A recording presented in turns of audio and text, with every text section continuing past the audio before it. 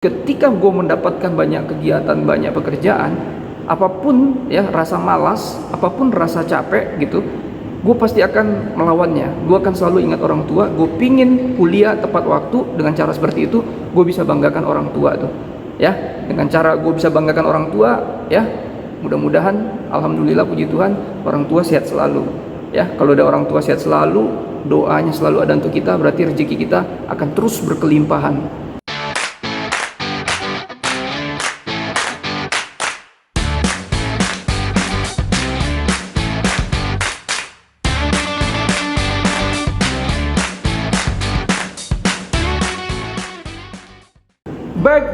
Back again. Hola teman-teman Slim semuanya, kembali lagi di Seven Production.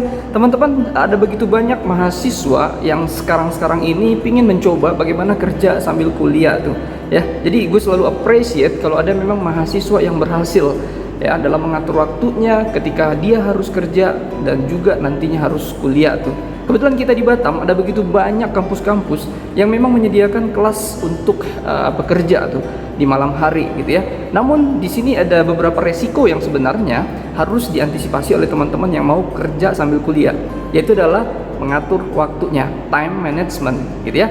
Nah teman-teman, di sini gue mau berbagi, seandainya teman-teman ada yang berniat untuk kerja sambil kuliah, teman-teman harus bisa mengatur waktunya supaya teman-teman juga tidak pada akhirnya jadi sakit gitu ya, atau kehilangan waktu bersama teman-teman juga.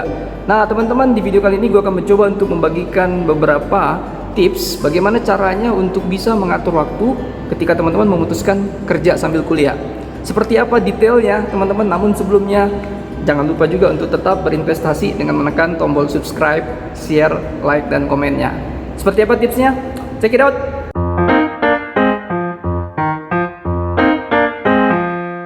Nah teman-teman, di poin pertama ini gue mau katakan bahwa ketika kita memang mengambil keputusan kerja sambil kuliah, kita ini jadi tuan benar-benar atas waktu kita setiap hari gitu ya. Nah jadi teman-teman, tips pertamanya gue berpikir bahwa kamu harus bisa menyediakan 5 menit setiap harinya itu untuk membuat planning gitu ya, untuk sebuah kegiatan-kegiatan yang rutin harian sifatnya ya. Jadi teman-teman, tidak ada salahnya tuh untuk bisa memutuskan besok mau ngapain nih ya, dicatat aja gitu, dicatat. Jadi ada keuntungan ketika kita berhasil gitu ya membuat rencana untuk keesokan harinya. Salah satunya kita jadi kayak lebih rileks ya besoknya, dan yang pastinya juga lebih pede aja. Jadi punya kepercayaan diri di mana memang besok itu kita sudah tahu apa yang harus kita lakukan. Jadi kita nggak membuang banyak waktu dalam satu hari kita ya. Jadi kalau gua secara pribadi itu lebih senang memang tidak menyediakan waktu 5 menit, tapi memang setiap kali gua berpikir untuk melakukan apa di besok harinya, itu gua akan ketik di HP gua, atau kalau memang gua lagi pegang kertas gitu ya sama pulpen ya gua catat. Tapi kebanyakan keseringannya gue lebih kepada mengetik dimanapun gue berada ya, entah itu di kamar mandi misalnya gitu ya, atau misalnya kadang naik motor tiba-tiba ada kepikiran besok harus ini yang dikejar dulu, gue akan berhenti atau ya meminggirkan dulu motor gue. Habis itu ya udah gue ketik gitu. Intinya adalah kita mencatat gitu ya, mencatat apa yang harus kita lakukan keesokan harinya. Nah jadi teman-teman, di poin pertama ini, atur planning harian ini juga gue bermaksud seperti ini. Ada begitu banyak tugas-tugas kita pada saat kuliah gitu ya tentunya. Nah ketika memang teman-teman sudah banyak habis waktunya di kerja gitu ya, ada baiknya teman-teman juga sudah bisa memplanningkan. Kalau seandainya kesulitan untuk menyelesaikan tugasnya atau masih bingung, kurang bisa memahamin maksud dari tugasnya, langsung saja buat ya semacam planning kamu untuk keesokan harinya ketemu sama teman satu kelas kamu yang memang bersedia untuk mengajari. Jadi daripada kita menghabiskan waktu untuk memahaminya terlalu dalam, terlalu lama gitu ya, ada baiknya kok kita meminta waktu teman kita yang lebih paham. Nah jadi memang karena waktu itu mahal, jadi penting sekali untuk kita ini menentukan dari awal seperti apa kegiatan kita gitu ya. Termasuk teman-teman, kalau memang teman-teman harus ngerjain sendiri, ada baiknya teman-teman pastikan, tentukan tempat yang terbaik untuk bisa menyelesaikan si tugas tersebut ya. Cari tempat yang benar-benar bisa kusuk gitu ya teman-teman, tanpa gangguan banyak hal gitu ya, entah orang, entah itu lingkungan, sehingga teman-teman fokus dan konsentrasi sama tugasnya aja gitu ya. Dan ya kamu bisa untuk bisa komitmen bahwa mungkin dimatiin dulu HP-nya gitu ya, tidak usah bermain gadget terlebih dahulu. Jadi fokus bagaimana bisa menyelesaikan si tugasnya aja gitu ya. Terlebih lagi masalah prioritas, teman-teman. Kalau menurut pendapat gua, kamu harus belajar tuh bagaimana untuk menghindari ya ajakan orang pada saat kamu lagi serius atau lagi punya target untuk menyelesaikan tugas kamu. Ya, bagaimanapun juga kalau memang kamu ada waktu luang, bolehlah kalau ada ajakan teman, ya kamu ikut juga gitu ya, karena teman ini juga penting gitu kan. Kita tidak bisa lepas dari yang namanya teman, karena jaringan pada saat kuliah itu sangat penting untuk terus diperbanyak. Tapi seandainya memang kamu lagi fokus, kamu bisa itu istilahnya menolak dan lebih kepada mengerjakan apa yang menjadi prioritas kamu. Nah, ketika kamu berhasil melakukan ini semua, ini juga yang menjadi faktor pembeda antara kamu dengan teman-teman yang mungkin tidak bekerja. Karena bagaimanapun juga secara soft skill, kamu sudah terlatih tuh ya. Bagaimana ketika kamu mengerjakan sesuatu, kamu butuh konsentrasi. Ketika kamu konsentrasi, maka kamu akan lebih cepat untuk menyelesaikan setiap kegiatan-kegiatan kamunya.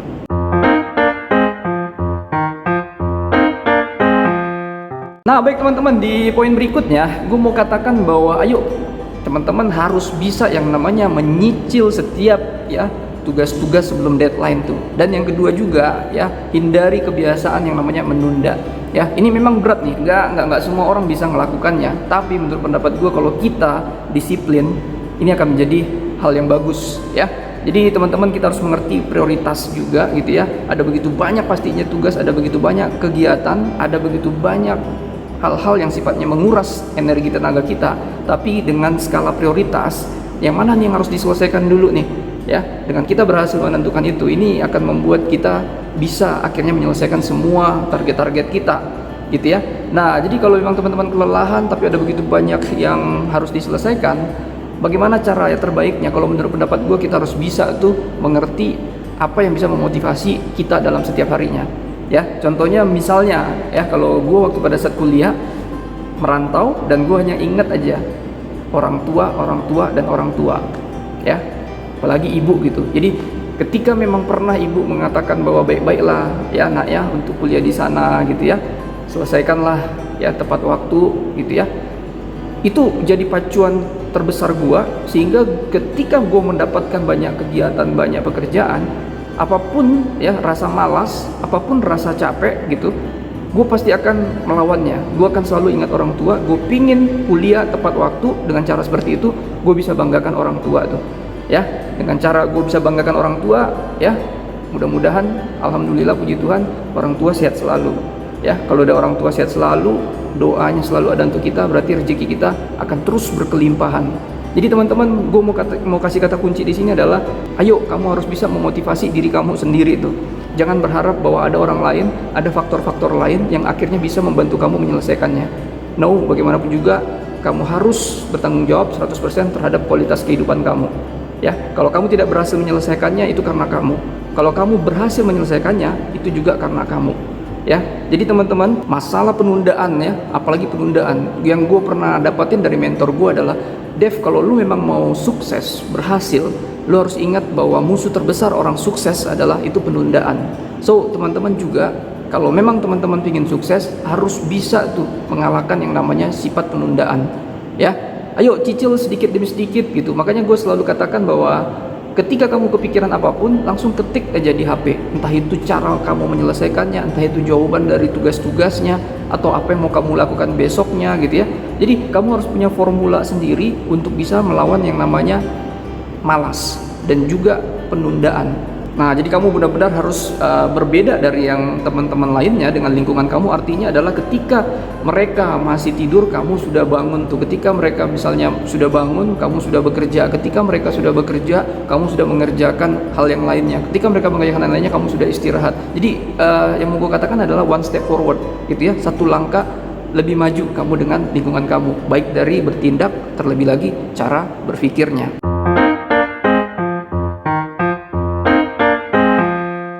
Nah, yang terakhir teman-teman, ayo, waktu sekali lagi menjadi faktor yang paling penting nih ketika teman-teman harus kerja sambil kuliah. Jadi, gue hanya mau katakan, ketika kamu punya waktu senggang ya, sesingkat apapun itu, maksimalkan, nikmati itu.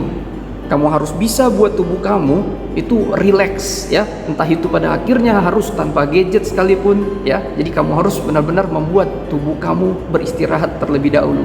Nah, penting buat teman-teman tuh punya prinsip bahwa kalau kamu sudah kerja sambil kuliah, ketika kamu lelah gitu ya, lelahnya orang-orang yang kerja sambil kuliah ini harus disyukuri gitu ya, karena kamu berhasil memaksimalkan waktu-waktu kamu tidak terbuang sia-sia gitu ya. Jadi ada begitu banyak teman-teman kita yang punya waktu senggang, justru mereka tidak produktif. Artinya justru mereka jalan di tempat, bahkan menjadi mundur secara produktivitas dalam kesehariannya. Bahkan banyak orang-orang yang kalau kita lihat sekeliling kita yang terjerumus ke hal-hal negatif karena mereka tidak mengerti bagaimana memanfaatkan, memaksimalkan yang namanya waktu-waktu senggang mereka tuh. Nah, ketika kamu misalnya lagi di momen dengan teman-teman di kelas gitu ya, ayo usahakanlah kamu membaur gitu ya. Entah itu berinteraksinya dengan tertawa bareng, cerita bareng ya. Justru jangan sibuk dengan yang namanya gadget sendiri, tugas kita sendiri.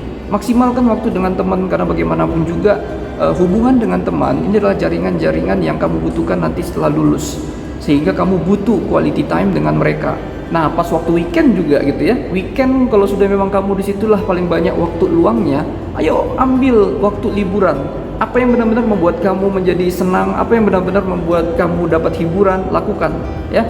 Teman-teman, banyak orang yang bisa menghadiahi orang lain, tapi mereka lupa dan sulit untuk bisa menghadiahi dirinya sendiri ya. Bukan hanya masalah waktu aja, kita bisa lihat, ambil contoh pada saat ulang tahun ya. Ulang tahun banyak sekali di antara kita itu yang dengan senang hati dan pastinya ingin membahagiakan teman-teman kita, sehingga kita menghadiahi dengan kado. Tapi ketika kita ulang tahun atau kita mungkin berhasil melakukan hal-hal kecil dalam hidup, jarang sekali kita menghadiahi diri kita ya. Jadi sama seperti prinsipnya dengan waktu ini, ketika memang teman-teman punya waktu luang, ayo hadiahi diri teman-teman. Hanya teman-teman sendiri yang tahu apa yang benar-benar bisa menghibur teman-teman tuh ya. Makanya jadi kalau ada duit pun jangan juga terlalu sifatnya habis untuk investasi doang gitu ya, atau untuk kepentingan-kepentingan yang sifatnya tidak menghadiahi ke diri sendiri. Kalau saran gua, ayo kamu harus alokasikan dana atau duit kamu, sejumlah pendapatan kamu, yaitu untuk kamu bersenang-senang ya. Bersenang-senang di sini fokus sekali lagi kepada bagaimana kamu bisa relax, kamu bisa benar-benar terhibur, tidak sekedar hanya untuk menyenangkan teman-teman ya. Kamu harus bisa mencari yang namanya kegiatan menyenangkan diri kamu, syukur-syukur menyenangkan juga teman-teman kamu. Oke teman-teman, gue pikir itu aja tips ya, 3 tips terbaik untuk bagaimana mengatur waktu ketika teman-teman memutuskan untuk kerja sambil kuliah ya. Semoga teman-teman berhasil mengelola waktunya dengan baik, terbebas dari namanya penyakit ya. Terlebih juga jangan sampai quality time kamu dengan teman-teman kamu, memperbanyak jaringan atau kenalan-kenalan kamu, itu pun jadi terlupakan. No ya, kamu harus prioritaskan itu, karena dalam kuliah itu menjadi faktor penting yang memang harus kamu kejar selalu tuh ya. Terima kasih teman-teman, pastinya semoga ini bermanfaat, dan jangan lupa juga untuk tetap terus memberi dengan menekan tombol subscribe, share, like, dan komennya. Oke, subrek. Thank you very big and God bless you all. Out.